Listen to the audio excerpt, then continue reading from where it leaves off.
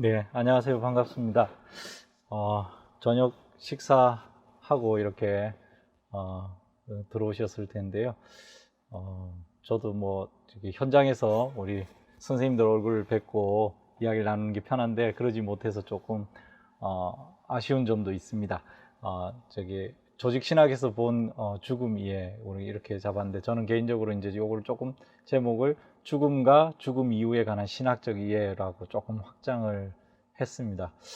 죽음이라고 하는 거는 사실은 한편에서는 삶과 연관이 되고 또 아시겠지만 그럼 죽음 이후는 또 어떻게 되는가 그에 대한 어떤 기독교적인 이해는 뭔가 이제 이런 것도 좀 궁금하실 것 같고요. 물론 이제 저도 사실 궁금하고 저도 이제 관심이 있고요. 그렇게 해서 오늘 같이 한번 이야기를 나눌 텐데요. 우리 선생님들 뭐 다 아시다시피 그 관심 있는 그 주제에 대해서 여러 가지 허심탄회하게 뭐 이렇게 묻고 대답한다 이런 것보다 같이 생각을 좀 나눈다라는 마음으로 이야기를 해주시면은 저도 편하게 같이 의견을 나누도록 하겠습니다. 제가 잡아본 목차가 뭐 목차 이러면 좀 딱딱한데 사실 목차가 이렇습니다. 죽음에 대한 다양한 접근들 이렇게 해서 이제 뭐 다 아시는 내용인데 좀 한번 정리를 해봤고요. 의학적인 접근, 뭐 실존론적인 접근, 철학적인 접근, 사회학적 접근, 그다음에 삶과 죽음, 죽임의 문제 뭐 이렇게 한번 설정을 해봤고요. 그 다음에 두 번째는 이제 죽음의 역사라고 해가지고 필립 아리에스라고 하는 이제 분이 계신데 이분의 이야기, 이분이 펼쳐놓은 죽음의 역사를 같이 조금 이야기하면서 우리 시대의 죽음이 무엇이 문제인가, 죽음의 문제가 뭔가 라는 것에 대해서 또 한번 좀 반성적으로 생각해 보고요. 이제 사실은 죽음을 우리가 뭐 별의 죽음, 또 돌의 죽음, 뭐 식물, 동물의 죽음도 생각할 수 있지만 결국은 우리가 관심이 있는 건 이제 인간의 죽음하고 조금 연관이 되니까 결국 죽음이 인간의 문제, 인간과 어떻게 연관이 되는가 또 인간을 어떻게 생각해서 죽을 때는 인간은 어떻게 되는가 이런 문제들이 있지 않습니까? 그래서 이제 죽음과 인간의 문제, 인간의 본질과 죽음, 불멸의 호모데우스 뭐 이렇게 제목을 한번 잡아봤고요. 앞에 쭉 내용들이 사실은 이제 신학하고는 상관이 없는 것 같지만 신학적인 신학과 관련된 질문들이 이 속에 내재해 있다라고 저는 보고 있습니다. 그래서 그런 중간중간에 제가 이제 PPT엔 좀 노란색으로 색칠한 거는 그런 그 부분들, 연관성이 있는 부분들 한번 같이 생각을 좀 공유해 보자는 의미에서 해놨고요. 마지막으로 이제 그러면 신학적 관점에서 죽음과 또 죽음 이후, 죽음과 인간의 이해, 신학적인 인간의 이해, 그다음에 죽음 이후의 문제 이런 것들을 같이 살펴보려고 합니다. 옆에 이제 그림은 우리 이제 선생님들 보이시겠는데 레벤은 이제 독일어로 삶이라는 생명, 삶 이렇고요. 우리말은 참 좀 오히려 이 부분에 우리말은 조금 다양해요. 생, 삶, 생명. 근데 이제 영어나 뭐 독일어는 단어가 하나밖에 없어요. 레벤, 라이프. 그래서 어떤 때는 이걸 생명으로 해야 될지, 이걸 삶이라고 해야 될지, 어떤 때는 이걸 생이라고 해야 될지. 조금 그 뉘앙스 차이가 우리말이 더 풍성한 것 같아요.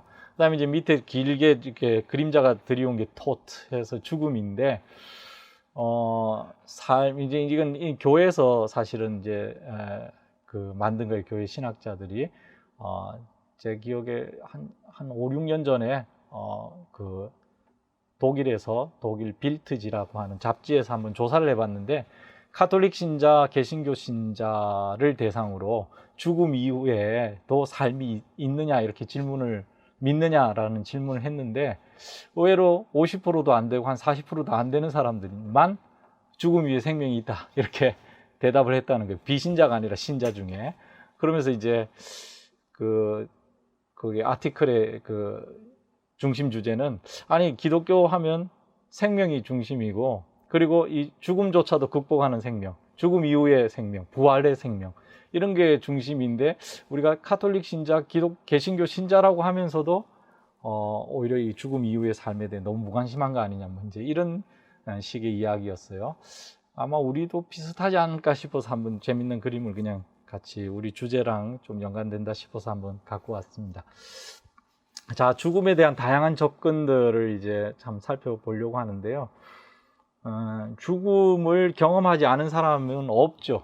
저도 사실은 이제 개인적인 이야기를 드리자면은 제가 대학교 3학년 때 어머님 세상을 떠나셨거든요. 예기치 못하게. 흔히 이제 우리가 누군가 죽는다라고 하는 걸 다 알고 있지만 죽음 자체는 굉장히 당혹스럽게, 특히 내가 사랑하는 사람, 내가 잘 아는 사람의 죽음은 굉장히 당혹스럽게 다가오잖아요. 저한테도 사실은 당시 대학교 3학년이었지만 죽음이라고 하는 걸 별로 생각해 본 적이 없고, 또 어머니가 죽는다라고 하는 게 이게 무엇을 의미하는지도 잘 모르고 지나갔어요, 사실은. 그렇게 죽음을 그냥 죽음을 당한 거죠, 그냥. 그리고 이제 저는 바로 이제 군대를 또 가게 됐어요. 군대를 가려고 영장 신청한다 그러네. 영장 신청해놓고 기다리는 사이에 어머님 돌아가셔서, 그 이제 한 2개월 후에.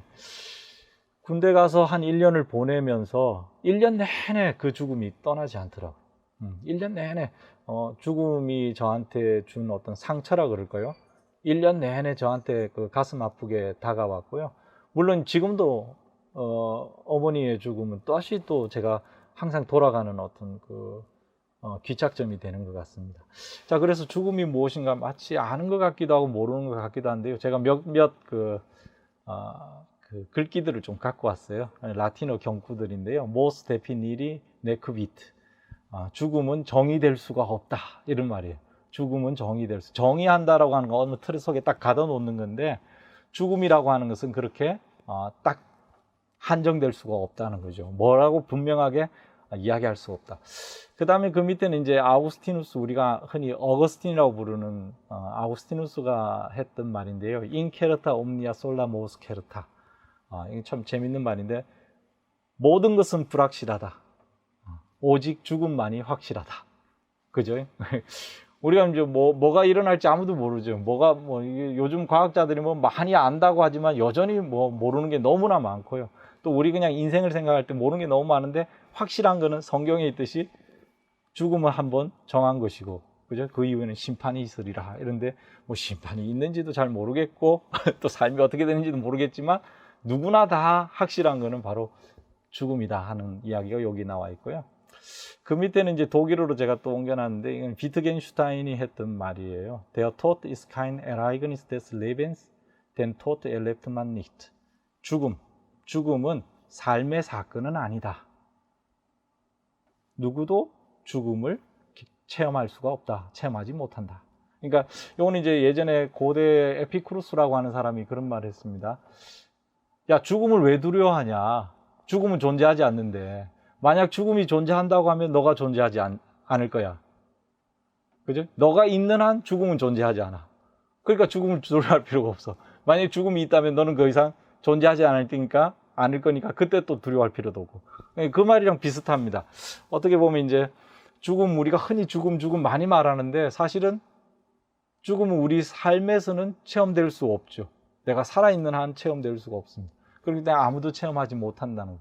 다만 죽음을 체험한다라고 하는 건 우리는 간접적으로만 체험할 수 있는 것 같아요. 어머니의 죽음, 또 친구의 죽음, 잘 아는 지인의 죽음, 또 모르는 사람의 죽음. 굉장히 간접적으로만 이야기할 수 있을 뿐이지, 내가 체험했다라고 말하는 순간 우린 죽어버리니까.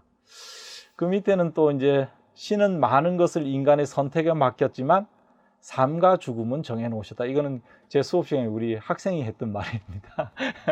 우리 학생이 했던 말인데 너무 기특해서 제가 한번 옮겨봤습니다. 신은 많은 것을 인간의 선택에 맡겼지만, 태어나는 것도 내 마음대로 내가 태어나야지 해서 태어나지 않죠. 못하죠.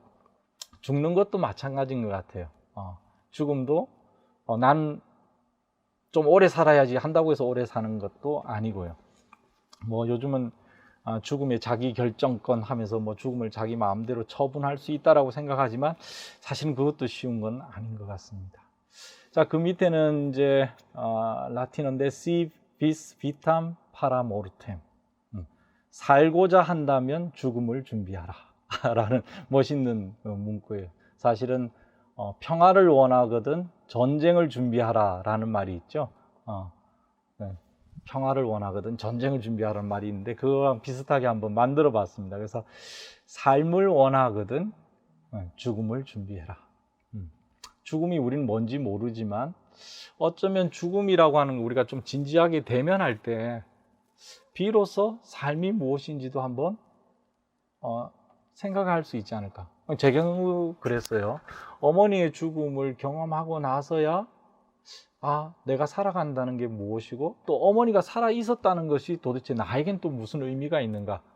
그러니까 죽음이라고 하는 건 단순히 삶을 끝장내는 것이 아니고 어떤 의미에서는 삶과 죽음이 같이 연결되면서 이 죽음이라고 하는 거울을 통해서 삶 전체를 다시 되돌아볼 수 있게끔 하는 그 무엇이 아닌가 하는 생각도 한번 해봅니다. 자, 우리 선생님들 뭐 다른 또 정의 있으시겠죠? 죽음이 무엇이다 이렇게 아마 선생님들 나름대로 더 멋진 정의가 있을 거예요. 뭐 죽음은 정의할 수 없다 이렇게 말해도 되고요. 또 나름대로 어떤 생각이 있을 텐데 뭐 현장에 있으면 같이 좀 이야기도 나누고 하면서 들으면 좋겠지만 그렇지 못해서 좀 답답합니다. 자, 죽음에 대해서 흔히 이제 우리가 이야기할 때 우리가 가장 많이 경험하는 죽음은 의학적인 측면에서의 죽음인 것 같아요. 보통 이제 죽음은 숨을 못 쉬면 죽는 거죠. 그죠? 허파가 멈추서 폐가 멈추면 죽는 거고요. 또 심장이 이제 더 이상 뛰지 않으면 야, 심장이 멈춰서 이 사람 죽었어 뭐 이렇게 이야기하죠. 근데 최근에는 심장은 뛰고 있고 허파도 뛰고 있고 숨은 쉬고 있는데 또 죽었다라는 의학적인 판명이 있습니다. 그걸 우리가 이제 뇌사라 그러죠. 그죠? 그래서 뇌사를 과연 받아들여야 되느냐 말아야 되느냐 뭐 이에 대한 여러 가지 논의들도 뭐 이미 받아들이고 있지만 논의는 계속 될 수가 있어요. 우리 이제 요즘 인기 있는 드라마 뭡니까? 스리생인가? 우리 집사람도 열심히 보고 있는데 거기 보니까 오늘도 뭐 이렇게 잠깐 뭐 다시 보기인가는 모르겠지만 지나가는 장면에 장기 이식 이런 게 나오더라고요. 장기 이식을 하기 위해서는 뇌사라고 하는 판정 기준이 굉장히 중요하거든요. 그래야만, 왜냐하면 이렇게 말하면 맞는지 모르겠지만 좀 더 신선한 장기를 이식할 수 있기 때문이죠. 아직 심장도 뛰고 있고 숨도 쉬고 있는 상태에서 뇌사 판정을 빨리 내려야 그래야 싱싱한 장기를 다른 사람에게 이식할 수 있지. 만약에 숨도 멈추고 이제 심장도 멈추고 이러면 한 30분 지나면 벌써 부패가 시작되고 하는데 그걸 이제 장기 이식을 한다? 그거 어렵죠. 그렇기 때문에 현대에서는 이 뇌사 판정이라고 하는 것이 불가피하게 어떤 면에서는 수용되기도 하고 그런 것들을 이제 적극적으로 선호하기도 합니다. 뭐 이것도 사실 우리가 윤리적인 측면에서 생각을 좀 많이 해볼 필요도 있어요. 저도 뭐 그 부분에 전문가는 아닌데 어떤 분은 이제 그런 이야기 하셨더라고요. 어떤 죽음에 대해서 쓰신 분인데 아니 심장이 뛰고 있고 폐도 이렇게 심장이 뛰고 있고 아직 허파도 숨도 이렇게 막 쉬는 사람을 죽었다고 장례식 할 수 있느냐는 거죠. 장례식 할 수 없으면 그건 죽은 게 아니지 않느냐. 그렇기 때문에 뇌사는 받아들이기 어렵다. 이제 이런 말도 하시는 분도 있고요. 어쨌든 여기도 여러 가지 논의가 있을 수가 있습니다. 이제 뇌사에 대해서 잠깐 살펴봤더니 1967년에 여기 써놨더니 남아공의 어느 박사님이 심장 이식을 세계 최초로 성공하셨어요.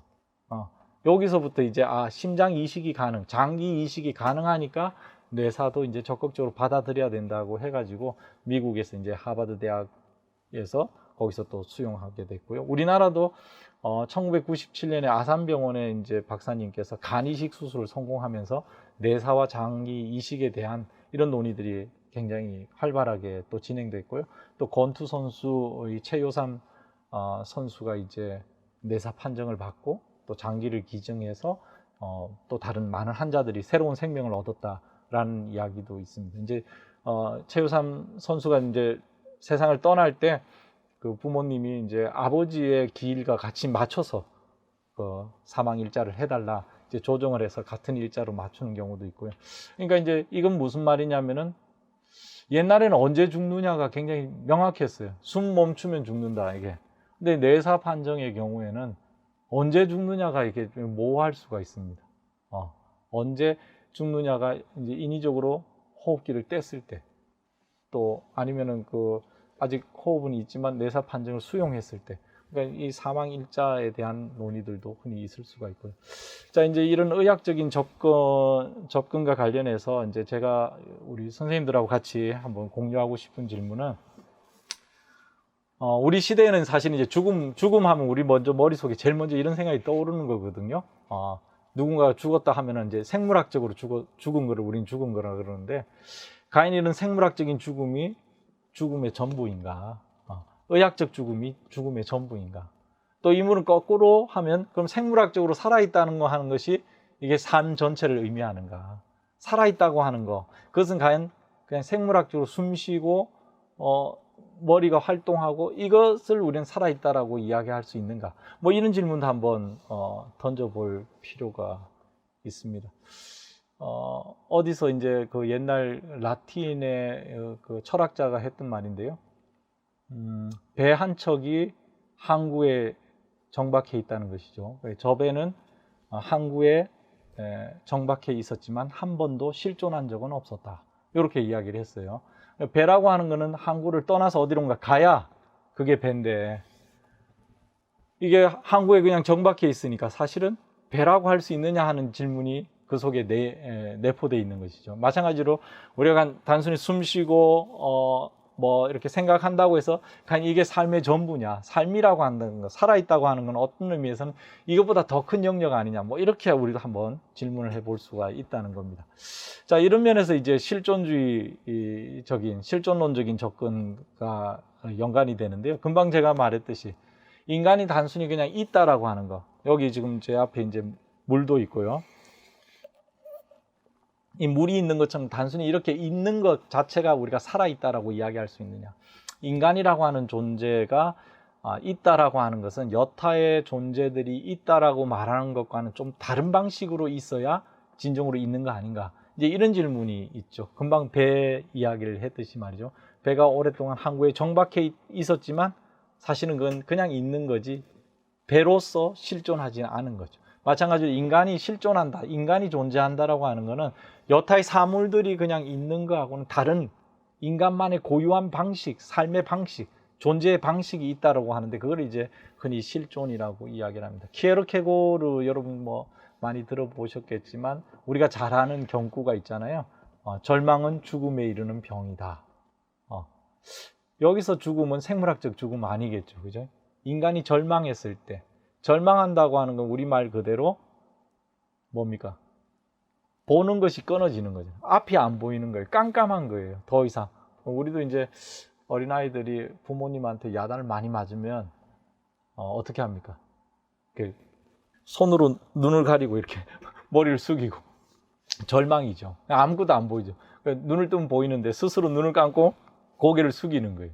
아무것도 안. 그 순간 이제 부모와 자식의 어떤 관계가 끊어져 버리는 거죠. 아이의 입장에서는 죽음을 경험하는 거죠. 근데 이제 키에르케고르가 말하는 이때 죽음은 앞에서 이야기했던 의학적인 생물학적인 죽음하고는 다른 차원의 죽음이고요.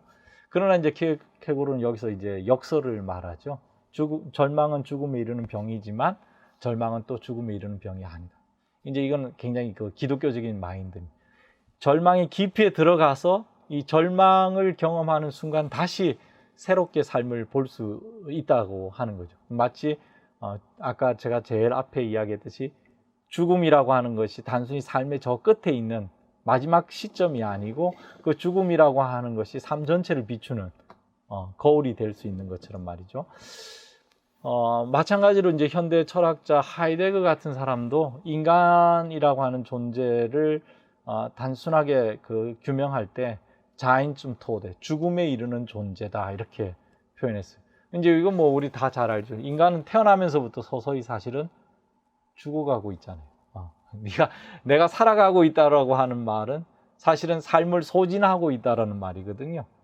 내가 지금도 숨쉬고 살아가고 있다라고 하는 거는 내 에너지를 계속 써가면서, 그죠? 물론 성장도 합니다만은 동시에 내 삶의 시간을 자꾸 깎아먹고 있는 거고, 내 삶을 소진하고 있고 죽음에 점점 접근해 가는 것이고요. 동시에 이제 하이데거는 이거를 보다 긍정적으로, 이 죽음이라고 하는 것을 인간 존재의 완성으로 생각했을 때 죽음을 우리는 마지막에 그냥 이렇게 시간이 끝날 때 죽는 게 아니라 그 죽음을 앞당겨서 미리 앞당겨 올 때 삶이 더 풍성해지고 어떻게 살아야 되는지를 알게 되는, 자신의 고유한 삶을 살게 된다라고 이야기를 했어요. 어떤 사람은 죽음이라고 하는 것을 그냥 보편적으로 모든 사람이 다 죽어, 그래 죽는 건 나 알아, 이렇게 말하면서 죽음을 이야기하기도 하고요.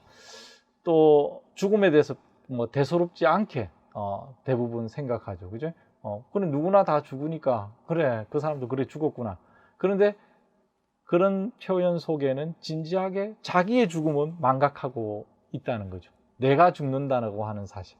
근데 하이데거 같은 사람이 이 내가 죽는다라고 하는 이 사실을 진지하게 우리가 고려할 때 오히려 삶을 더 풍성하게 살 수 있다라고 우리에게 이야기를 합니다. 우리 성경 구절 제가 갈라디아서 2장 20절 이야기를 했는데요. 내가 그리스도와 함께 십자가에 못 박혔나니 이제는 내가 산 것이 아니고 오직 그리스도께서 사신 것이다. 내가 산 것이 아니라 내가 죽었다는 이야기죠. 근데 이 성경 구절을 우리는 생물학적인 죽음으로 받아들이지 않죠. 만약에 바울이 진짜 죽었다면 이 갈라디아서 2장 20절 말할 수가 없잖아요. 바울은 살아있어요, 사실은. 살아있는데도 불구하고 바울 선생님이 내가 그리스도와 함께 십자가에 못 박혔으니 이제 내가 산 것이 아니다 라고 했을 때는 이거를 우리는 실존적인 죽음으로 받아들일 수가 있죠. 그러면서 이 실존적인 죽음, 키에로케고로처럼 절망은 죽음이 이르는 병이라고 했는데 이 절망, 죽음, 이 죽음을 통해서 사실은 새로운 어떤 생명을 일으킬 수 있는 그 도약점으로 삼는 그런 모티브를 우리는 갈라디아서 2장 20절에서도 볼 수가 있습니다. 사실 종교적인 역설이죠. 이런 뭐 갈라디아서 2장 20절뿐만 아니라 성경에는 많이 있습니다. 그죠? 난 예수와 함께 십자가에 못 박혔다. 예수님께서 죽으실 때 나도 죽었다. 그리고 예수님께서 부활할 때 나도 부활했다. 이런 표현들이 나오는데 그거는 우리가 흔히 생각하는 생물학적인, 의학적인, 그런 물리학적인 그런 차원에서 이해해서는 안 되는 것이죠.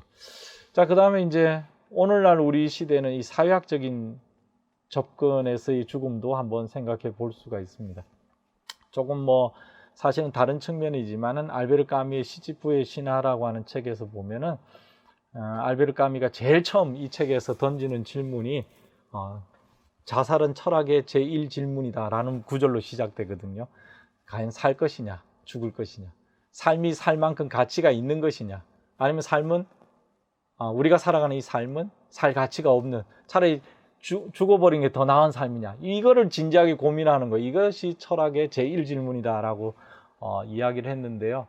물론 이제 까미는 그렇다고 자살 찬성론자는 아니었어요. 오히려 까미 같은 사람은 삶이 부조리하다는 걸 누구보다 철저하게 인지하고 인정했지만 인간에게 주어진 삶이라고 하는 것은 바로 이 부조리에 저항할 수 있는 그 멋스러움, 그죠?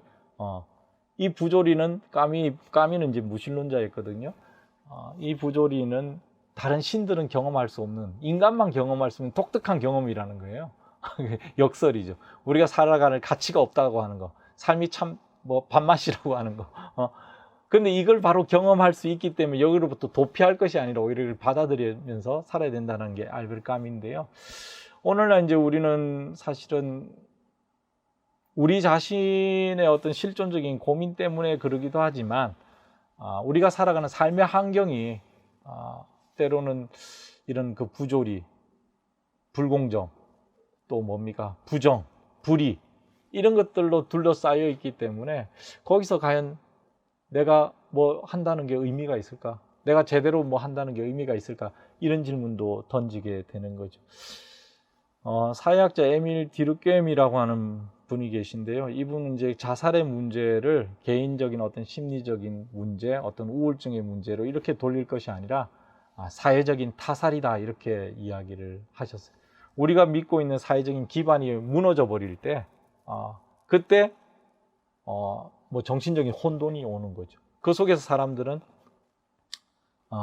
이 자살을 택하게 되는데 이걸 이제 아노미적 자살, 아노미라고 하는 건 어떤 규범이 없고, 그죠? 틀이 없는 그런 상태에 빠져버리는 거죠.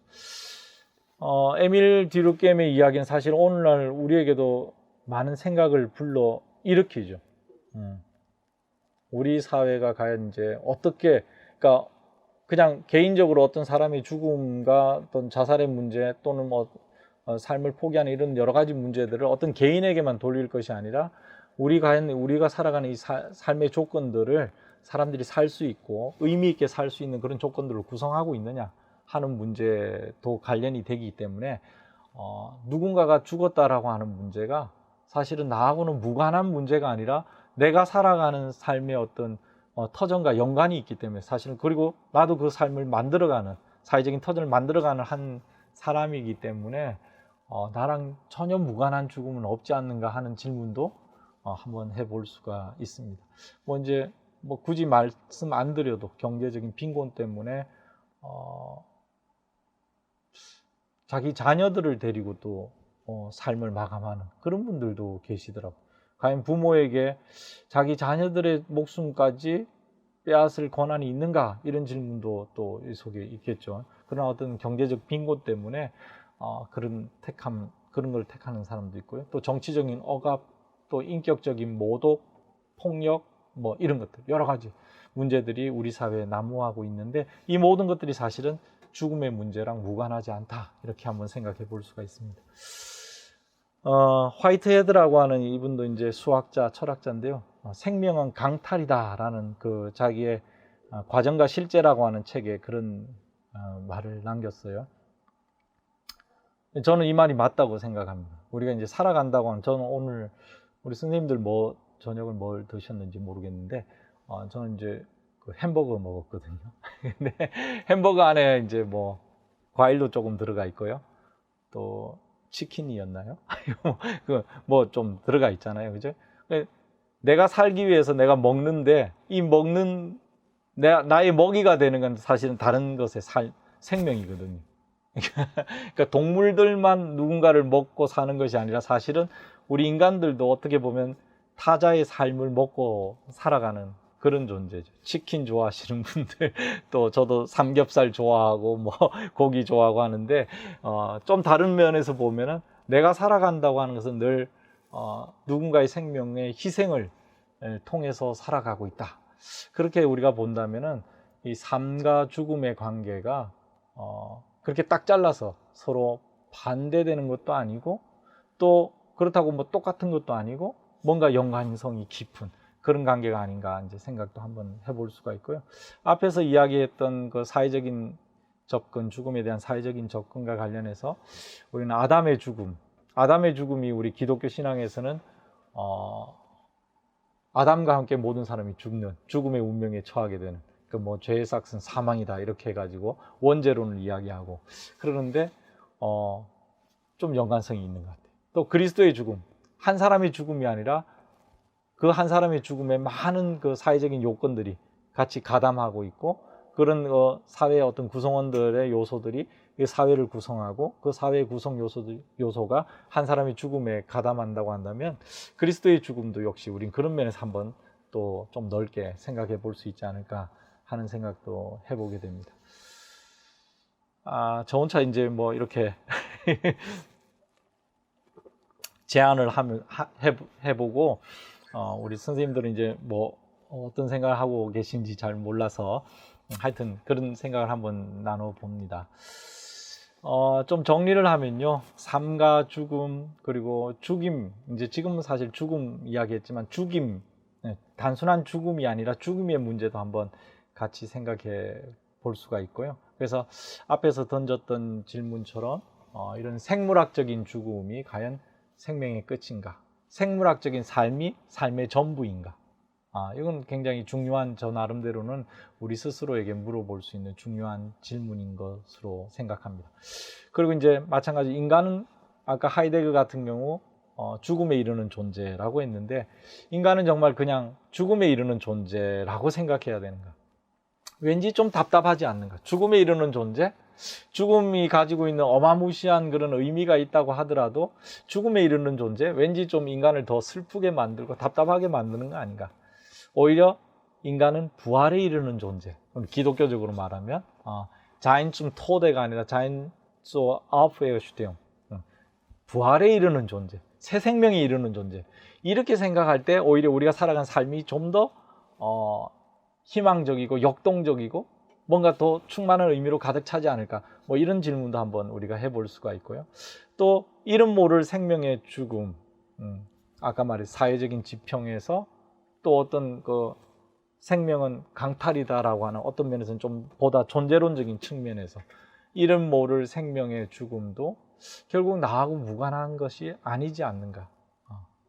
나는 오늘도 어쩌면 여러 사람들의 죽음, 여러 사람들의 희생, 또 죽음이라고 말할 수는 없지만 여러 사람들의 삶의 땀방울, 그런 것들을 통해 나는 또 살아가고 있거든요. 내가 오늘 먹었던 음식만 생각하더라도 여러 사람들이, 내가 만든 게 아니고 여러 사람들이 만들어준 거, 그죠?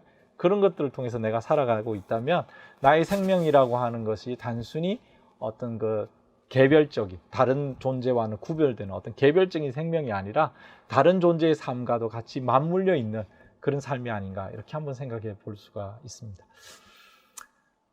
자연스러운 죽음, 그리고 생명체의 운명으로서의 죽음. 우리 모든 사람이 다 죽어요. 아까 모든 건 불확실하다, 그러나 죽음은 확실하다, 이렇게 이야기한 것처럼 모든 사람이 다 죽는 건 뭐 너무나 뻔하죠. 그런데 이런 자연스러운 죽음하고 파괴적이고 폭력적인 것에 의해서 죽임을 당하는 것, 또 내가 누군가를 죽이는 죽임은 좀 구분해야 되지 않을까 하는 생각도 있습니다. 마치 제와벌에서 라스콜니코프인가요? 노파, 그 전당포의 노파, 어차피 죽을 노파인데, 그죠? 어차피 이제 나이 들어 죽을 노파인데 저런 존재는 이 땅에 살 가치가 없어 하고 죽이는 거하고 자연스럽게 죽는 거하고는 완전히 다른 의미를 가질 수 있겠죠. 그래서 우리가 죽음을 생각할 때 어떤 사람이 죽었다, 또 내가 죽는다, 누군가가 죽는다라고 했을 때 자연스러운 죽음인가, 아니면 죽임을 당하는 죽음인가 라고 하는 것도 조금 구분해 볼 필요가 있지 않을까 생각합니다. 죽음에 대해서 뭐 여러 가지 측면에서 그냥 난사합하게 이야기를 좀 펼치면서 같이 고민을, 죽임과 관련된 죽음을 화두에 두고 같이 고민을 좀 이야기를 좀 펼쳐보려고 했고요. 이제 이게 죽음 뭐 많이 말했는데 사실 죽음에도 역사가 있어요. 우리가 지금 이제 우린 지금 20세기를 넘어서 21세기를 한국 땅에서 살아가는 사람으로서 죽음 했을 때 머릿속에 드는 게 있고요.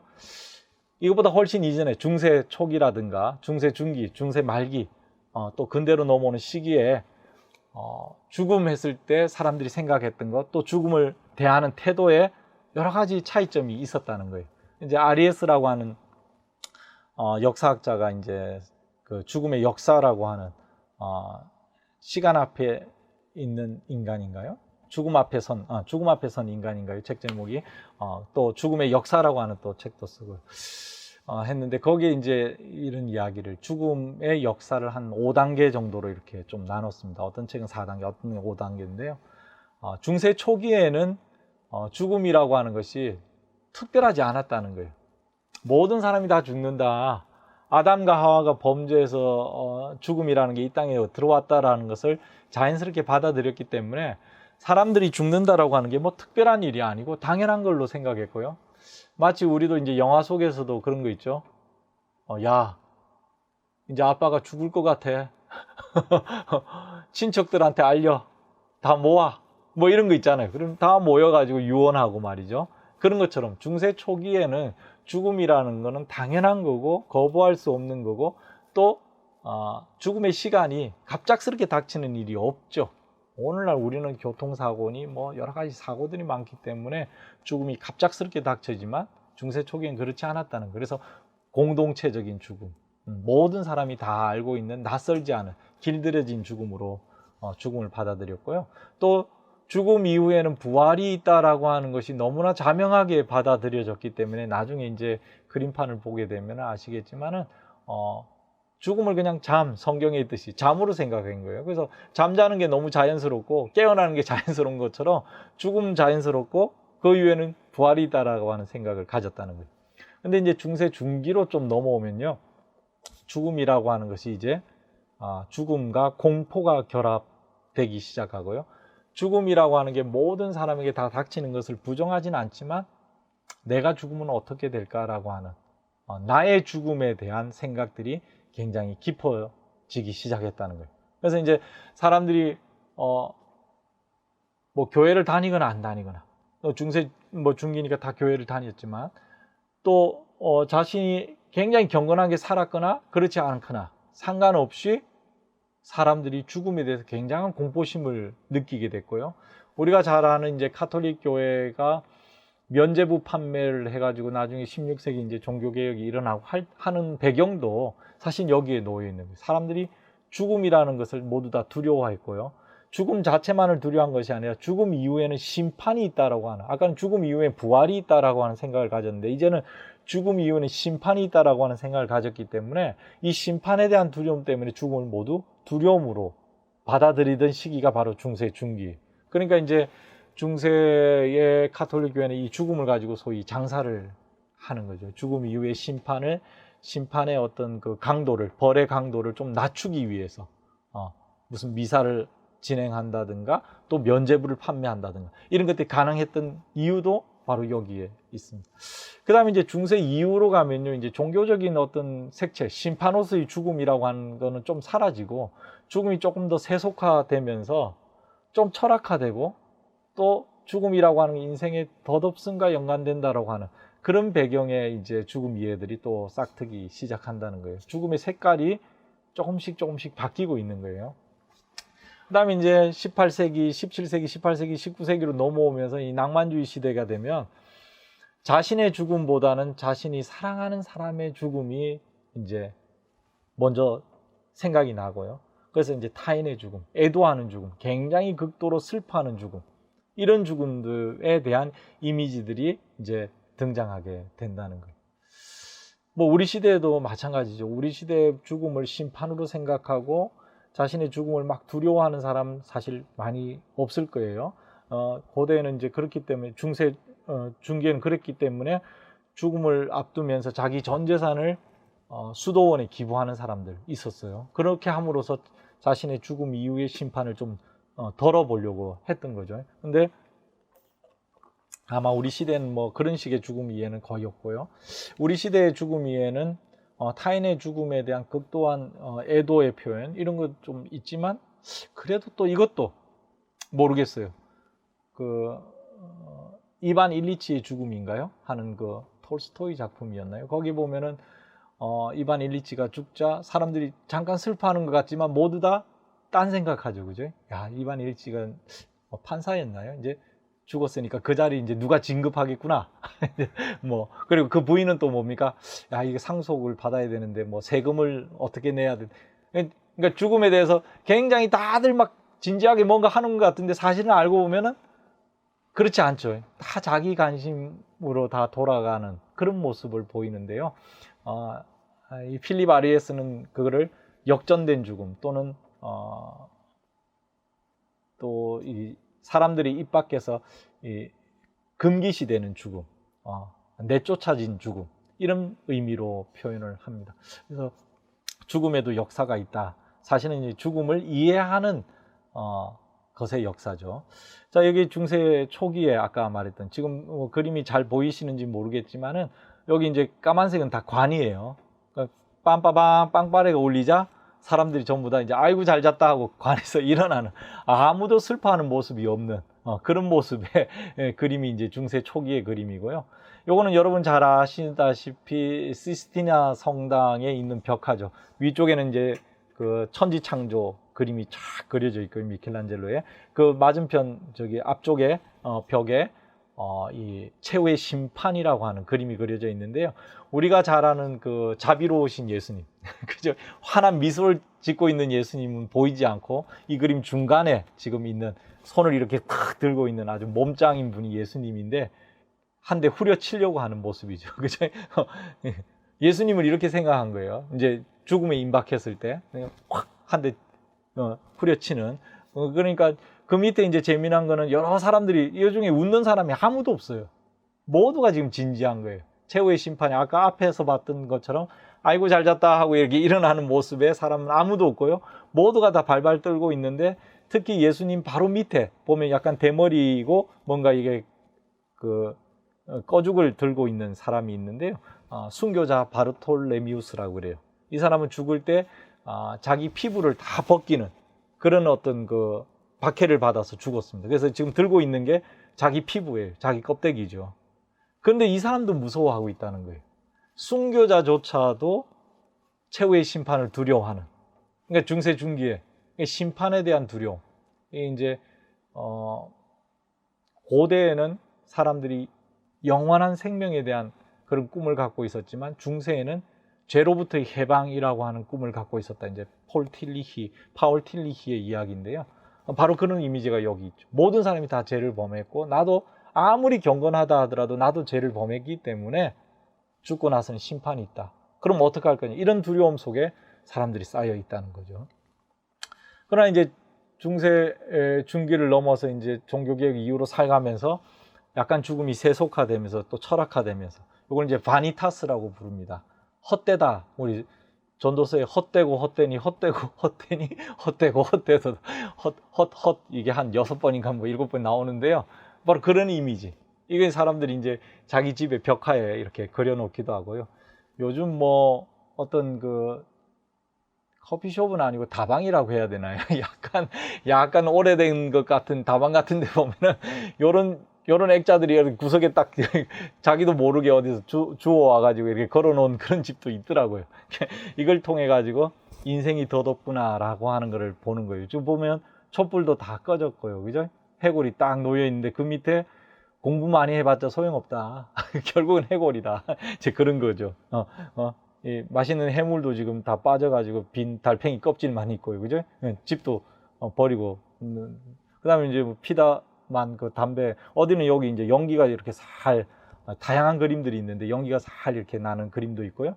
또 모래시계가 들어가 있는 그림도. 이런 그림은 중세에서 근대로 넘어오는 그 시기에 바니타스라고 하는 헛됨, 인생의 헛됨을 의미하는 그런 식의 그림이고요. 그다음에 여기는 이제 아까 타인의 죽음, 여기는 다 애도하는 사람들, 이제 낭만주의로 넘어오면서 타인의 죽음에 대한 슬픔이 나오고요. 특별히 이제 또 더 좀 진하게 가면은 뭐 그런 문학 작품들이 있죠. 죽은 애인의 시체를 꺼내 가지고 그죠? 거기 막 키스를 한다든가 뭐 이런 거. 그런 이미지들이 있고, 고대에는 전혀 생각도 못했던 이미지들이 타인에 대한 죽음에 대한 슬픔의 이미지가 극도화되면서 그런 문학 작품이나 그런 그림들이 나온다는 거죠. 근데 이제 뭐 우리에게 중요한 건 이런 역사 공부가 아니고, 그럼 우리 시대는 죽음을 어떻게 맞이하고 있느냐, 죽음을 어떻게 하고 있느냐인데요. 이 아리에스의 이야기를 제가 조금 옮겼습니다. 너무 많이 죽음이 노출되어 있다는 거예요.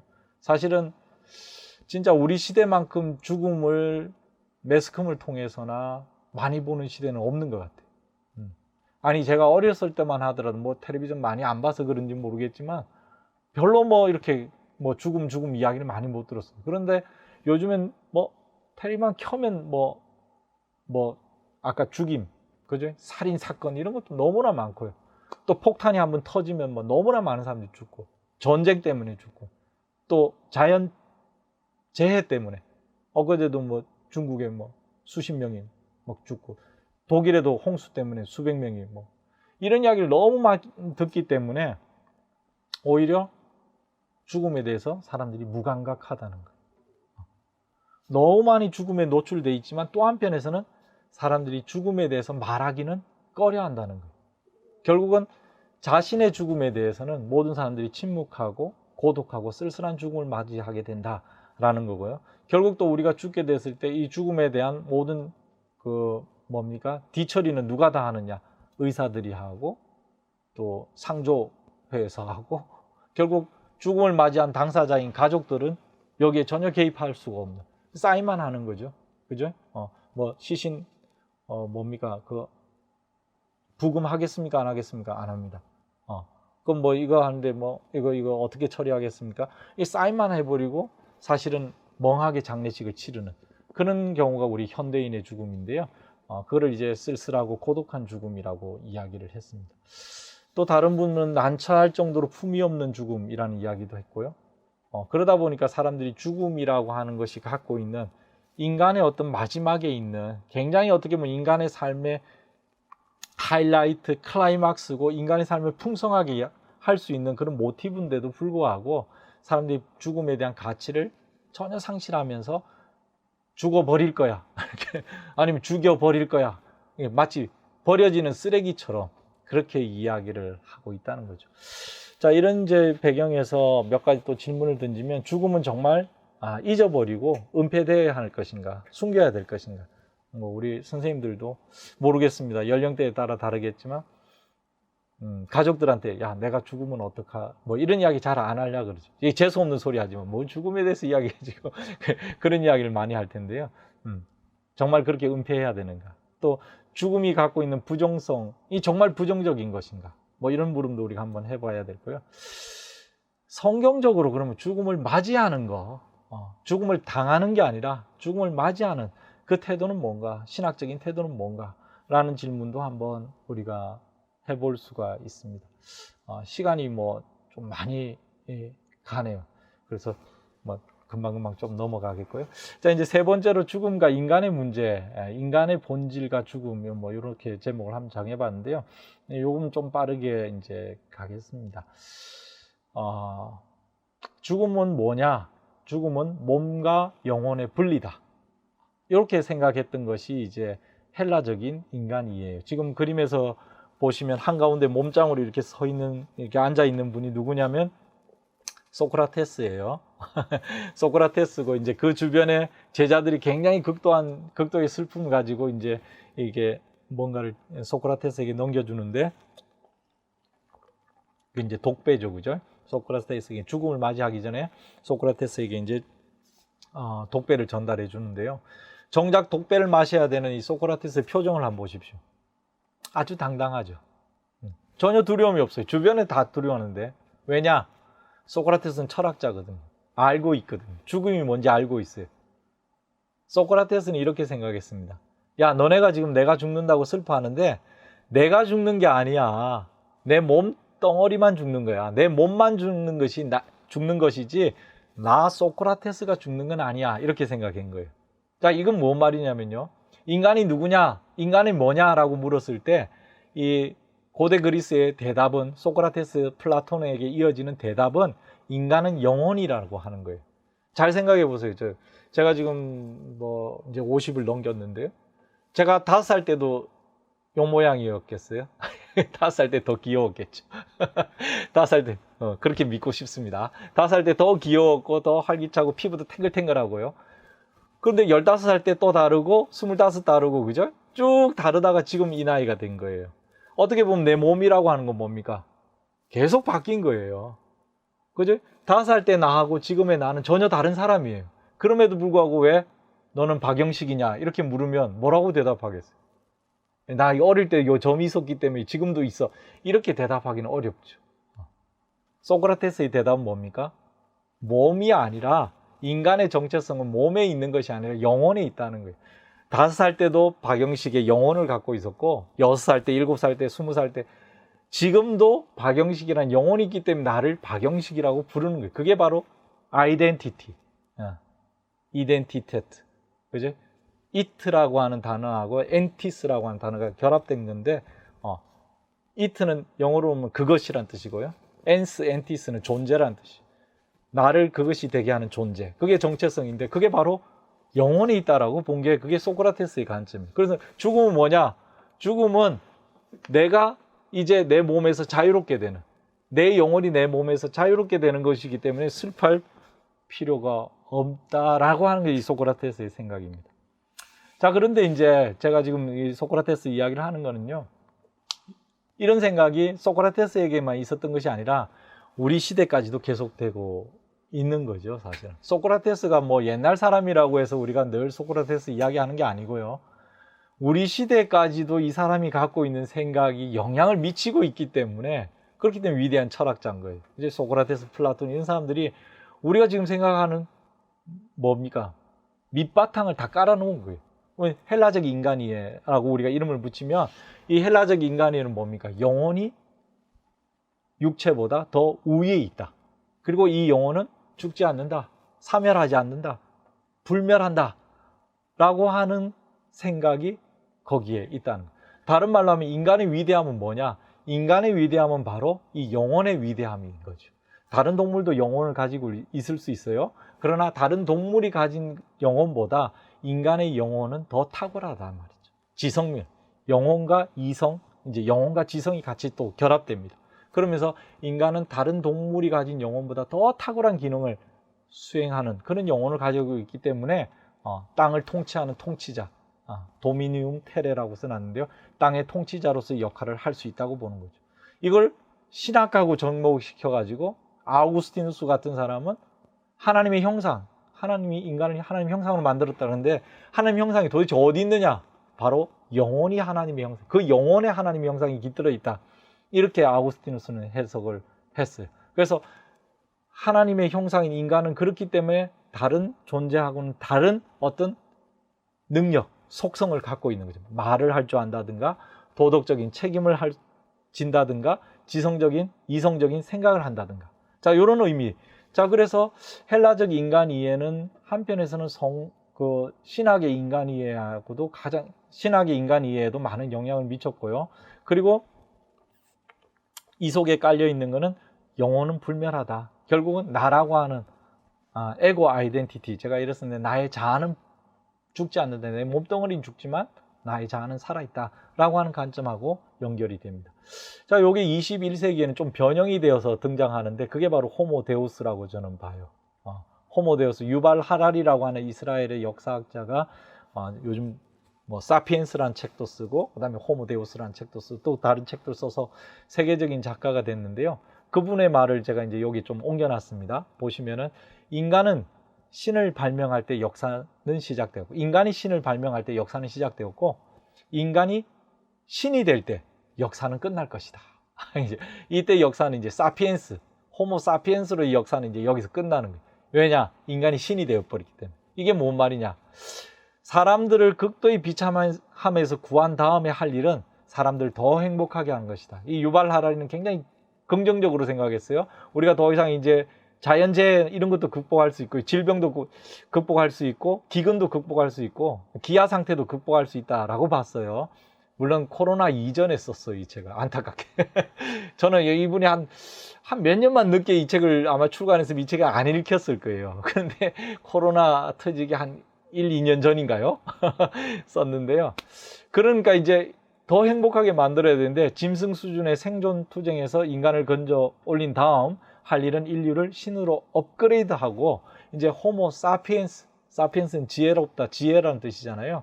지혜로운 인간, 이성을 가진 인간이 아니라 이제 호모 데우스, 신으로서의 인간으로 이제 나아가야 된다. 이렇게 이야기를 합니다. 자, 그래서 여기 이제 몸과 마음을 재설계하는 능력을 갖추려는 것은 무엇보다 노화, 죽음, 비극을 피하기 위해서지만 결국은 신성을 획득하는 것이다. 이제 인간이 지금 이제 우리가 장기 이식 아까 앞에서 말씀드렸는데요. 웬만한 데는 다 이제 이식을 또 합니다. 그죠? 심장까지 이식을 하니까. 만약에 누군가의 심장을 내가 달았다 그러면 과연 나는 누구일까? 나의 정체성, 아까 에고 아이덴티티라고 그랬는데 나의 정체성은 어떻게 되는 것일까? 어떻게 보면 심장이 우리 인간의 중심이었잖아요. 내 심장이 뛰어, 내 심장이 너를 사랑해, 내 마음이 너를 사랑해, 내 심장이 너를 향해, 이렇게 이게 인간의 어떤 중심인데 심장 이식을 해가지고 다른 사람 바꿨으면 나는 나인가? 이렇게 질문해 볼 수도 있고요.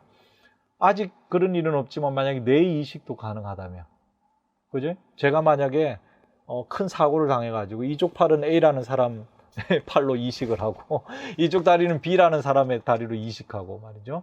심장은 C라는 사람 걸로 이식하고 뇌는 D라는 사람 걸로 이식했다면 이제 우리 집 사람이 당신 누구야? 이러면 제 입에서 뭐가 나오겠어요? 누구라고 이야기해야 되겠어요? 과연 인간의 에고 아이덴티티가 있는가? 이런 이제 고민스러운 질문이 우리 앞에 지금 사실은 다가오고 있는 거죠. 자, 근데 이제 호모데우스에는 그런 질문보다는 어쨌든 인간이 이렇게 자신의 어려움을 극복하고 기계의 인간, 우리가 이거 뭐라 그러죠? 사이보그라 그러나요? 사이보그로서 인간.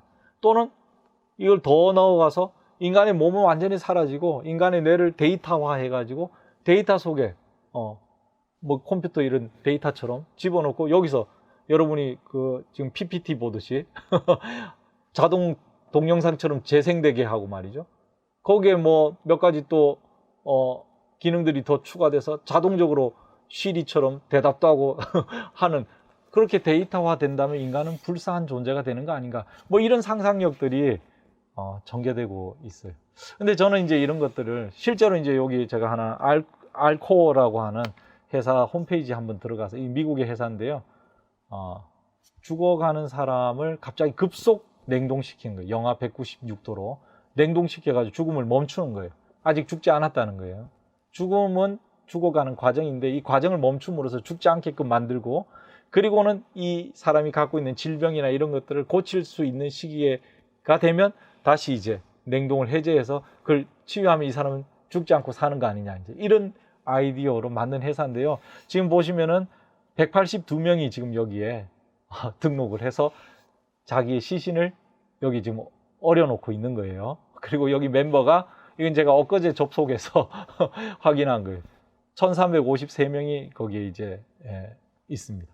자, 이럴 때 여기에 갖고 있는 생각이 바로 소크라테스로부터 시작됐던 영혼 불멸, 영혼의 우위성, 이게 이제 기술의 우위성으로 넘어가면서 영혼이라는 것 대신에 인간이라고 하는 존재가 어떻게든 불멸할 수 있는 존재가 될 수 있지 않을까 하는 그런 이상적인 생각들이 이 속에 들어가 있다, 이렇게 한번 볼 수가 있고요. 바로 이제 이런 세계가 닥칠 때 우리가 말하는 영원한 생명이라고 하는, 성경이 말하는 영생이라고 하는 건 도대체 뭐냐, 이렇게 사는 거냐 도대체 생명, 삶이라고 하는 건 도대체 뭐냐, 이렇게 또 한번 물어볼 수가 있지 않을까 싶습니다. 자, 이제 마지막으로 가는 것 같아요. 맞는지 모르겠네요. 이제 신학적 관점에서의 죽음과 죽음 이후인데, 우리 지난 시간에 우리 김건주 교수님께서 구약에 대해서 강의를 쭉 하셨기 때문에 저도 이제 사실은 지난주 강의 전에 성경을 좀 보면서 특별히 이제 구약에, 그러니까 지금 앞에서 제가 소크라테스 이야기, 이건 헬라적인 인간 이해잖아요. 서양의 정신에 두 기둥이 있다면 하나는 헤브라이즘, 하나는 헬레니즘. 그러니까 헬라적인 이해, 소크라테스, 플라톤에 이어지는 영혼 우이해, 영혼 불멸의 인간 이해라고 한다면, 또 하나의 인간 이해는 헤브라이즘, 성경의 인간 이해인데요. 성경에는 조금 다르게 보는 것 같아요. 성경에 보니까 일단 제가 이제 찾은 성경 구절을 보면은 죽음에 대해서 그렇게 긍정적이지는 않은 것 같아요. 생명과 비교했을 때 하나님은 살리시는 하나님, 그죠? 또 복을 주신다, 하나님 복을 주신다면 생명을 주시고 장수하게 하신다라는 의미지, 하나님이 복을 주시니까 너는 죽을 거야, 이런 구절은 없다는 거예요. 그래서 신명기 30장 19절 제가 했는데, 이 마지막에 이제 오늘 생명, 택할 자를, 섬길 자를 택해라 했을 때 하늘과 땅의 정인을 세우고 생명과 사망, 복과 저주를 당신들 앞에 내어놓습니다. 생명을 택하십시오. 곧 하나님을 택하십시오. 이런 이제 구절이 있고요. 시편 63편 3절에 보니까요, 이런 생명, 이건 이제 여기서 생명, 완전히 생물학적인 어떤 의미에서 생명인데요, 이거 생명보다 더 귀한 게 있다는 거예요. 그건 바로 하나님의 한결같은 사랑이 생명보다 더 소중하다라는 말이 나와요. 이건 마치 신약 성경에 예수님이 사람이 빵으로만, 빵도 굉장히 중요하죠, 생물학적인 생명에서는. 그러나 빵으로만 살 것이 아니요 하나님의 말씀으로 살 것이다 라고 하면서 우리가 알고 있는 이 생명의 폭이 좀 더 확장되는 거죠. 우리는 생명의학적인 거, 생물학적인 거, 건강하게 사는 거, 이 정도인데 그보다 좀 더 확장되는 것이 구약 성경에도 나오고요. 더 나아가서 구약 성경에 이 생명의 근원이 어디 있느냐, 이게 굉장히 중요한 질문 같아요. 생명의 근원을 구약 성경 여러분 다 아시다시피 생명의 샘은 주님께 있습니다.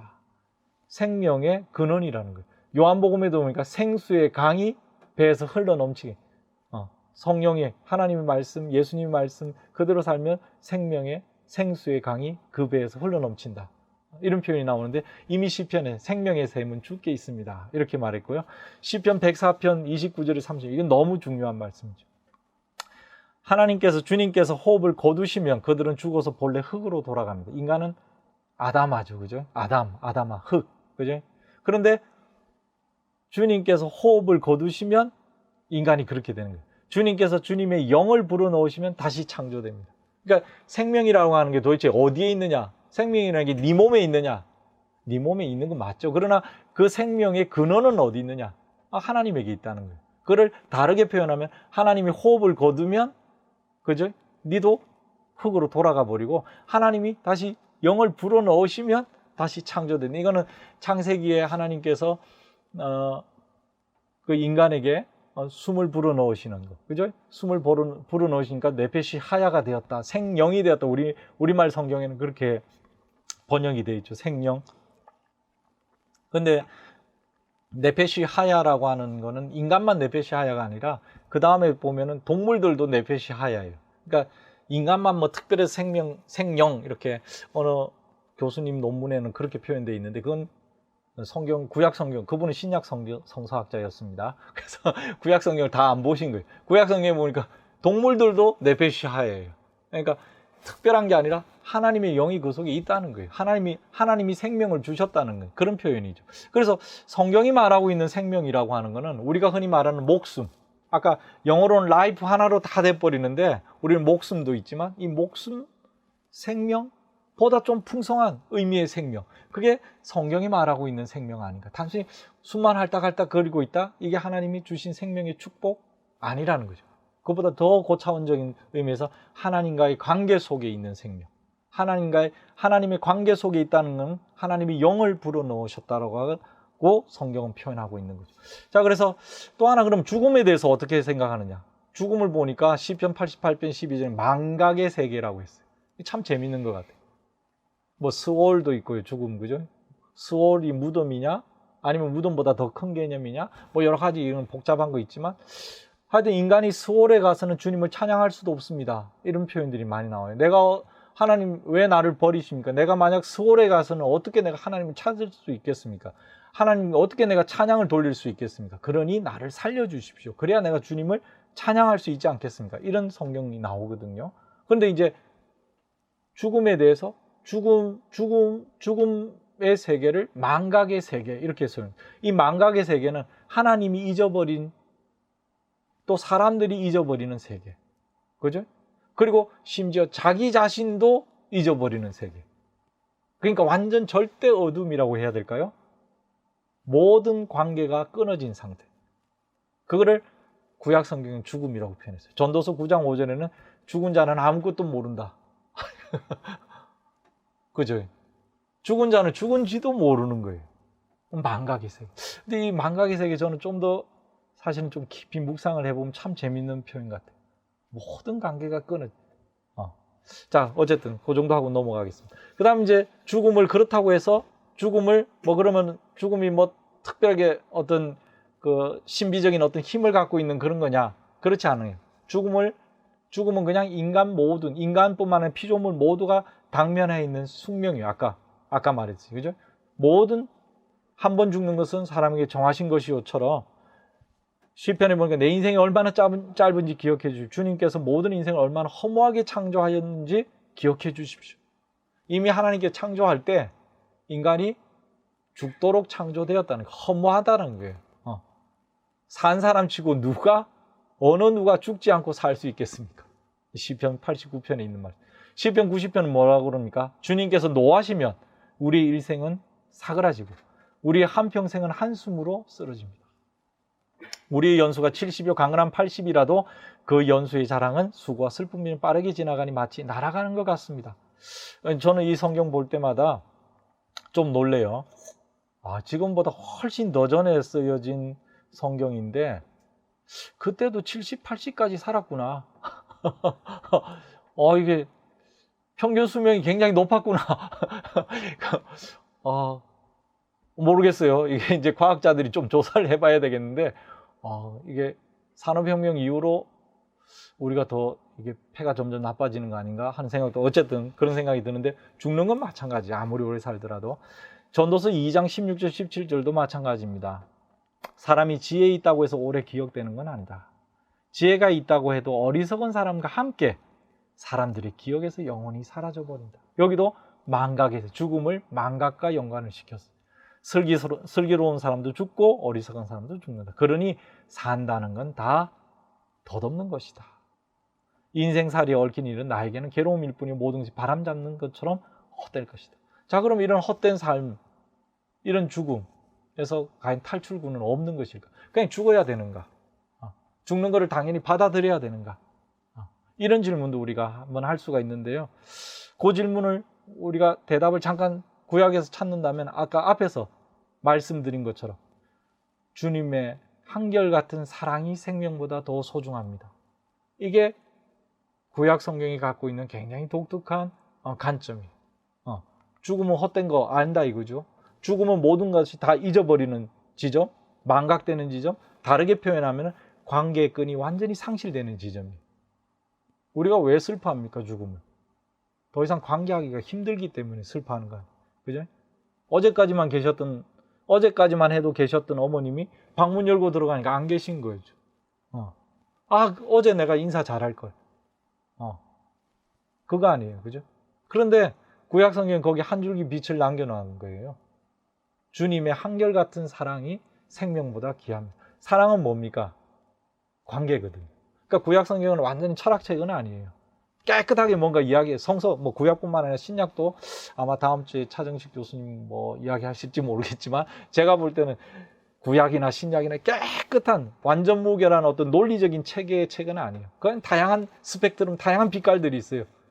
그런데 거기서 우리가 굳이 하나 발견한다면 주님의 한결같은 사랑이 생명보다 더 귀하다 라고 하는 관점을 좀 생각해 볼 수가 있겠습니다. 자, 그래서 시편 139편에 가면요, 하늘로 가더라도 주님이 거기 계시고 심지어 무덤에 가더라도 주님이 거기 계십니다. 아까는 죽음은 망자의 세계, 망각의 세계였어요. 관계가 상실된 세계였어요. 근데 여기서는 뭡니까? 다 사라졌는데 심지어 수월에까지도 주님이 계신다는 거예요. 관계를 주님이 맺는다는 거예요. 어떤 성경에는 하나님은 산자의 하나님이고 죽은 자의 하나님이 아니다. 하나님은 수월에 더 이상 관여하지 않는다. 이렇게 돼 있어요. 아까 말했죠. 내가 죽은 사람이 어떻게 하나님 찬양하겠습니까? 이런 구절이 있던 것처럼. 근데 또 다른 성경에는 또 다른 빛을 비추고 있는 거죠. 하나님은 하늘에서만 주님이 아니고 이 땅에서만 주님이 아니고 수월에서도 주님이시다. 거기도 하나님의 영역이다. 이렇게 이야기를 합니다. 시편 73편을 보면 이게 참 저도 이번에 준비하면서 시편 73편을 읽으면서 참 재밌는 말씀이다 이렇게 생각했어요.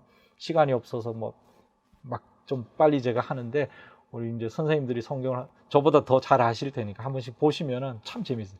시편 73편에는 이 시인이 악인이 누리는 평안을 자기가 부러워했다는 거예요. 악인들 안 죽고 너무 떵떵하게 잘 산다는 거예요. 재산도 늘어나고 성공하고 말이죠. 자녀들도 막 너무 잘 되고 말이죠. 그런데 깨끗하게 산다는 거 이건 다 의미 없는 거 아닌가? 차라리 악인처럼 살 걸. 이런 생각도 든다는 거예요. 그러면서 25절에 보면요. 내가 주님과 함께 하니 하늘로 가더라도 내게 주님밖에 누가 더 있겠습니까? 땅에서라도 내가 무엇을 더 바라겠습니까? 그래서 갑자기 관점이 확 바뀌어버려요. 28절에 보면 하나님께 가까이 있는 것이 나에게 복이니 내가 주 하나님을 나의 피난처로 삼고 주님께서 이루신 모든 일을 전파하리. 막 불평하다가 갑자기 관점이 확 바뀌어요. 한결같은 주의 사랑이 생명보다 더 귀합니다라는 것처럼 갑자기 여기서 그래 떵떵거리고 사는 거 이거 결국 그것보다는 하나님과 함께 있는 것 이게 가장 중요하다는 거예요. 이게 제일 중요하다는 거죠. 여기서 생명에 대한 새로운 이해를 한번 생각해 볼 수 있어요. 생명이라고 하는 거는 단순히 숨쉬고 살아가는 생물학적인 의미의 목숨 이상이고 또 그렇다고 해서 잘 먹고 잘 사는 물론 아브라함 같은 경우 만수하고 그죠? 충분히 살고 복을 누리며 죽었다. 이걸 복된 삶이라고 표현하고 있어요. 성경은. 너가 부모님에게 잘하면 장수하리라. 이 장수고 복된 삶이에요. 성경은. 그런데 그것보다 또 하나 더 있다는 거죠. 그냥 숨 쉬는 것도 삶이지만 장수하고 잘 먹고 잘 사는 것도 이것도 삶이에요. 복된 삶이에요. 근데 그것보다 더 복된 삶. 그건 주님과의 관계를 맺고 있는 삶. 그거를 이제 성경은 말하고 있어요. 그래서 성경은 하나님을 생명의 셈이라고 이야기를 했고요. 이때 생명은 단순한 생물학적인 목숨에 국한되지 않고 더 큰 생명. 뭐라고 표현할지 몰라서 제가 더 큰 생명이라고 그랬어요. 더 큰 생명. 의학적인 죽음은 그런 의미에서 목숨은 끝난 거지만 생명은 끝난 게 아니에요. 더 큰 생명으로 가는 거죠. 하나님과 함께 있는 더 큰 생명으로 갈 수 있는 길이 아직 남아있다. 이렇게 볼 수가 있습니다. 자, 그래서 추가적인 질문들은 이건 사실 중요한 질문이기도 한데요. 인간은 영혼, 육 중에 뭐 어떻게 구성되어 있는가? 죽음은 몸과 영혼의 분리가 아닌가? 뭐 죽음은 죄의 결과가 아닌가? 이런 뭐 이건 논의가 굉장히 많습니다. 이거 뭐 제가 이렇다 한다고 해서 그게 답도 아니고요. 누가 또 이렇다 답도 아닌데 제 나름대로 우리 선생님들께 드리고 싶은 대답은 구약 성경에 뭐 영, 혼, 육 여기에 상응하는 뭐 루아흐라든가 니시마트라든가 네페시 하야라든가 아파르, 아다마, 바사르 뭐 이런 단어들이 있는데 이거를 오늘날 우리가 생각하듯이 어떤 신체를 구성하는 여러 요소들 각각을 표현하는 그런 용어로 이해할 수도 있지만 그것보다는 한 인간의 다양한 각도를 표현하고 있는 것으로 한 인간에 대한 다양한 관점, 하나님과의 관계 속에서 이야기할 때 루아흐, 그죠? 그런 이야기. 또 인간이 갖고 있는 어떤 허무함, 또 나약함 이런 걸 할 때 아다마, 바사르. 그러니까 이게 인간이 구성하고 있는 어떤 한 요소로서가 아니라 인간을 표현하는 다양한 관점들을 이야기하는 것으로 이해하면 좋지 않을까. 마찬가지 신약 성경도 마찬가지입니다. 푸뉴마, 영, 푸시케, 혼, 소마, 몸, 살크스, 육, 뭐 이렇게. 물론 살크스, 소마 좀 서로 다르게 또 돼 있어요. 그래도 이것도 역시 인간은 뭐로 구성되어 있는가 이런 철학적인 질문에 대한 대답으로서 푸뉴마다 뭐 푸시케다, 소마다, 살크스 이런 면을 하고 싶었던 것이 아니라 인간이 갖고 있는 다양한 각도들, 인간을 보는 다양한 관점들을 드러내는 용어로. 사실은 이제 루아흐나 푸뉴마는 뭡니까? 굉장히 그 흔한 말이거든. 바람이거든요. 바람이에요, 바람. 숨이에요, 그냥. 근데 이 바람, 숨이 우리도 그렇잖아요. 아이고 바람 부니까 좋네. 숨통이 트이네. 그죠? 이게 바로 나에게 생명이 되는 거예요. 그러니까 루아흐는 어떤 때는 하나님이 불어넣으시는 호, 숨, 영 이렇게 표현이 되는 거예요. 그럼 바람이 안 불면 어떻습니까? 숨통이 막히죠. 죽죠. 그러니까 하나님의 루아흐가 없으면 너는 별 볼 일 없는 흙으로 돌아간단 말이죠. 아다마에 불과하단 말이죠. 이런 표현들 나오고요. 또 이집트 너희들이 들어왔는데 이집트는 뭐냐? 이집트는 바사르에 불과하다. 몸에 불과하단 말이죠. 이렇게 표현해요. 그런데 몸이지 하나님이 아니다. 이렇게 인간이지 하나님이 아니다. 몸덩어리지 루아흐가 아니다. 이렇게 표현하거든요. 그런 관점들을 우리는 이제 볼 수가 있습니다. 그래서 인간을 구성하는 성분이 요소가 아니라 인간의 다양한 측면을 드러내는 단어가 아닌가 하는 생각을 저는 좀 갖고 싶고요. 마지막으로 제가 생각했던 것보다 훨씬 지금 빠르게 말하면서도 많은 시간을 말해버렸네요. 죄송합니다. 빨리 끝내려고 그랬는데 이제 마지막으로 죽음과 죽음 이후의 문제를 잠깐 뭐 이야기를 드리려고 합니다. 개인적으로는 뭐 이제 영혼의 불멸이냐 몸의 부활이냐. 우리 기독교 신앙은 뭐겠습니까? 많은 분들이 영혼의 불멸 아니냐 이제 이렇게 말하지만 우리 사도신경에 뭐라고 고백합니까? 몸의 부활을 믿사오며. 우리 그렇게 고백하고 있어요. 영혼의 불멸하고 몸의 부활은 사실은 좀 대립적인 거예요. 영혼의 불멸은 아까 말했지 인간 속에 있는 그 무엇, 영혼이라는 게 있어가지고 이건 더 나아가면 인간의 불멸성을 이야기하고 싶은 것이고 인간 스스로의 불멸성을 이야기하고 싶은 거에 반해서 몸의 부활은 뭡니까? 불멸이 아니에요. 죽는 거예요. 죽는데 하나님이 다시 살리는 거죠. 그게 몸의 부활이에요. 몸의 불멸도 아니고, 그죠? 영혼의 불멸도 아니고 몸의 부활을 우리는 믿는다. 그런데 기독교 역사, 신학의 역사를 보면요, 영혼의 불멸을 믿었어요. 아우구스티누스도 영혼의 불멸을 믿었고요. 루터 같은 경우는 뭐 그렇진 않은데도 비슷한 루터 그 17세기를 우리가 정통주의 시대라 그러는데 비슷한 영혼의 불멸에 대한 언급들이 또 나옵니다. 이 영혼의 불멸 때문에 죽고 나서도 어떤 뭐 머무는 곳이 있단 말이죠. 그걸 중간 지대, 중간 시간이라고 표현한 중간 시기라고 표현했는데, 그러니까 거기서 이제 영혼이 고통을 받는 거죠. 그럼 어떻게 하면 영혼이 고통을 받는 이 고통을 덜 수 있을까? 지상에 있는 사람들이 뭐 재물을 바쳐야 된다, 면죄부를 사야 된다, 뭐 이런 논리들이 나오는데요. 그러다 보니까 이제 루터는 그에 대한 비판, 중간 시기에 대한 비판을 하죠. 중간 시기는 뭐냐? 잠이단 말이죠. 그 고통받고가 아니라 그냥 자는 거다. 그러니까 중간식이 생각할 거 없다. 저 칼빈 같은 경우는 뭐라 그럽니까? 중간식이 이런 거 이딴 거 묻지 마라. 그건 네가 대답할 수 있는 게 아니다. 그건 하나님이 하실 건데 왜 네가 묻고 그러냐. 아예 그냥 질문해 버렸어요. 자, 그러나 하여튼 영혼불멸이라고 하는 생각들이 기독교 신학 속에 있었고요.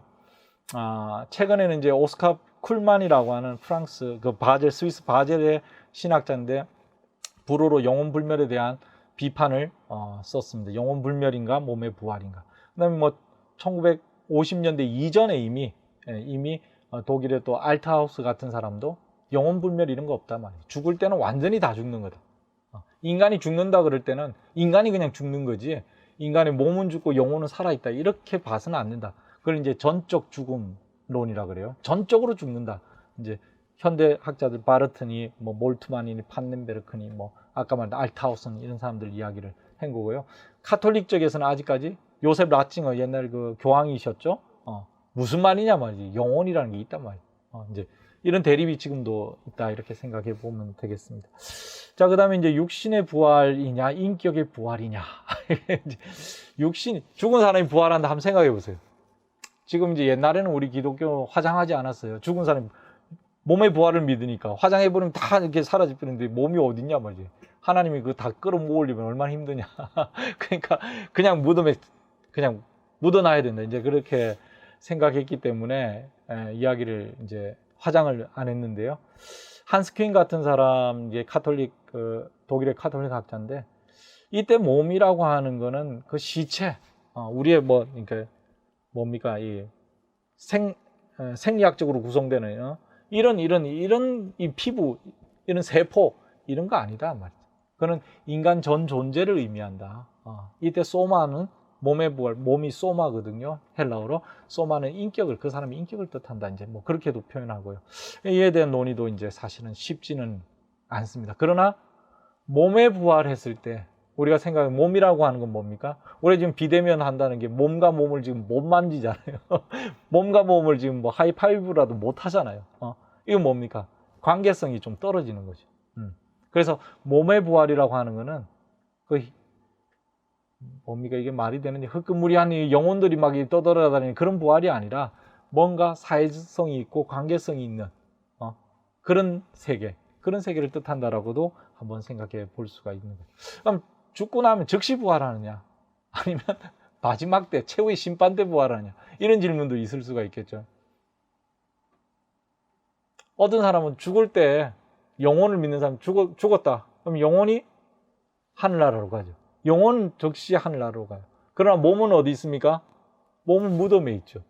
그죠? 그러니까 몸은 나중에 심판 때 다시 부활해서 몸과 영혼이 결합한다. 이게 이제 중세시대의 생각이에요. 그러니까 이제 아까 말했듯이 그럼 영혼만 가 있으니까 영혼 가서 뭐 합니까? 고통받아야 돼. 너 왜 이럴 때 안 했어? 이렇게 또 심판받고, 그 벌 서고 있는 거죠. 근데 아까 말했던 전적 죽음. 영혼과 몸이 분리되는 게 아니라 인간이 그냥 다 죽는 거다. 그러면은 부활도 즉시로 다 그냥 죽자마자 즉시 부활되는 거다. 이렇게 주장하는 사람이 있고 아니야. 마지막 때 부활한다. 이렇게 주장하는 사람도 있습니다. 이에 대해서도 뭐 생각이 여러 생각들이 있기 때문에 이런 문제가 있다 정도만 이해하시면 좋겠습니다. 고민이 깊어지죠. 그죠? 우리 이제 보통 장례식 할 때 지금 고인은 하늘나라 갔습니다. 그럼 그건 이제 즉시 부활이죠. 그죠? 지금 하늘나라 가 계시니까. 요즘은 또 천국 환송 예배 이렇게 이야기해 버리잖아요. 우리 마음대로 천국 환송해 버렸어요. 사실은 하나님이 하실 일인데 우리 이제 믿음을 너무 앞세우다 보니까 저는 사실 좀 조심스럽습니다. 물론 하나님께 가는 거 우리가 믿음으로 고백하지만 간판을 그렇게 우리가 막 좀 그렇게 달아도 되는가 하는 좀 조심스러운 마음이 있어요. 천국 하나님의 집인데 하나님이 환영해야 되는데 우리가 환송해 버렸잖아요. 우리가 보내 버렸잖아요. 그게 좀 저는 이상한 것 같아요. 모르겠습니다. 좋은 의미긴 한데 어쨌든 좀 엄격하게 생각하면 즉시 부활과 마지막 때의 부활. 저는 이거를 이제 개인적인 그 제안은요, 시간이 다른 거죠. 우리 지상의 시간과 천상의 시간, 이걸 좀 다르게 보면 좋지 않을까. 이게 루터 같은 사람 뭐라 그랬습니까? 중간 상태, 이걸 잠이라 생각했거든요. 여러분, 저도 이제 뭐 자면은, 어이구, 금방 시간이 이렇게 돼서 이런 거 있잖아요. 7시간 여기 지났는데 실제로 잠자는 사람의 의식 속에는 7시간이 지나는 게 아니죠. 1초도 뭐 어떻게 지났는지 모를 때도 있어요. 시간이 서로 다른 거죠. 그래서 여기에 지상의 관점에서 때는 마지막 때의 부활이지만 하나님의 관점에서는 즉시 부활일 수 있겠다. 저는 이제 그런 개인적인 생각을 가지고 있습니다.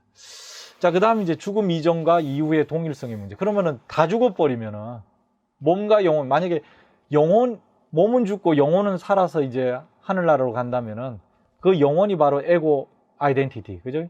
자아 정체성을 갖고 있는 거죠. 그러니까 내가 죽으면 나 박영식의 영혼이 하늘나라로 가니까 그때 하늘나라에 나 박영식이 있는 건데, 전적 죽음론에 의하면 어떻습니까? 난 다 죽어버렸어요. 내 영혼이고 몸이고 없어. 그냥 다 죽어버렸어. 그럼 부활할 때 그게 난가? 뭐가 부활한 거지 도대체? 그게 부활한 게 나라는 걸 어떻게 확인하지? 그런 어려움이 있겠죠, 그죠? 칼 바르트 같은 경우는 죽음 이후의 삶에 무엇을 희망하는가? 무덤 너머로 날개짓하는 작은 영혼? 나는 몸의 부활을 믿는다. 부활에서는 우리의 삶, 우리 인간, 즉 우리 자신이 부활한다. 이렇게 이야기를 했는데, 저의 질문은 그럼 우리 자신 도대체 어디에 있는가? 죽고 나서 다 죽어버렸습니다. 전적 죽음론입니다. 그래서 이제 전적 죽음과 전적 부활, 이런 표현이 나오는 거예요. 죽음과 더불어 모든 것이 전적으로 소멸된다면 무엇이 남는가? 실존하지 않는 자에 대한 기억과 해상을 통해 그는 새로운 존재 방식으로 우리 곁에 남는다. 이건 이제 아까 제가 이제 죽음을 망각의 세계라고 했는데, 실제로 우리는 뭡니까? 사랑하는 사람의 죽음을 망각하지 않죠. 저의 어머니가 돌아가시고 나서 어머니는 제 머릿속에 사라지지 않았어요. 어머니의 몸은 더 이상 존재하지 않고 어머니와 내가 신체적으로 관계할 수 있는 그 가능성은 완전히 사라져 버렸지만 어머니의 존재는 여전히 남아있어요. 어떻게 보면 나에게 뭐 요즘 말로 하면 나의 DNA 속에도 있고요. 나의 습관 속에 또 어머니가 했던 말씀, 기억, 그 끊임없이 관계의 끈이 놓쳐지지 않는다는 거죠. 근데 저는 여기서 하나님과 죽은 자의 관계를 한번 생각해 보는 거예요. 하나님도 자신의 사랑하는 사람을 잊지 않을 것이다. 마치 어머니가 내 눈앞에 없지만 나는 어머니를 기억하듯이. 그러나 어머니는 나를 기억하지 못하겠죠. 그러나 마찬가지로 하나님께서는 죽은 자를 기억하고 계시죠. 죽은 자는 더 이상 자기를 기억하지 못하고 누구도 기억하지 못할지 모르지만 하나님은 죽은 자를 끊임없이 기억하시고 그 기억을 통해서 그 사람의 존재를 보존하고 창조하는 거 아닌가.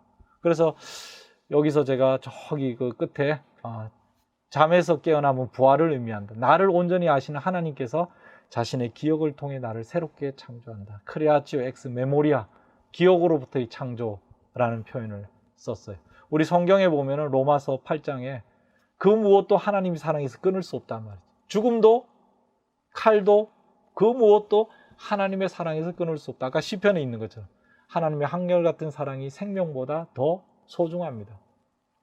결국 죽음은 모든 것이 끝장나는 순간인 것처럼 보이지만 신앙의 관점에서는 죽음은 끝장나는 것이 아니고 하나님과의 관계는 죽음도 끝장내지 못한다.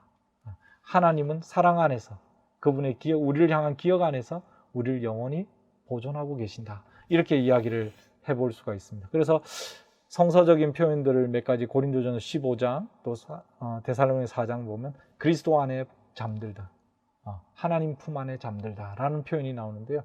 잠이라고 하는 은유가 굉장히 주는 의미, 시간적인 어떤 차이, 그러면서 우리는 하나님 품 안에, 하나님의 사랑 안에 있다라고 하는 생각을 한번 해볼 수가 있습니다. 말이 좀 빨라서 죄송합니다. 정확하지도 않으면서 그래서 마지막으로 이제 제가 드리고 싶은 말씀은요, 생명은 끝나지 않는다. 생명은 죽음으로 끝나지 않는다. 물론 목숨은 끝이 나겠죠. 생물학적인 의미에서 생명은 끝나죠.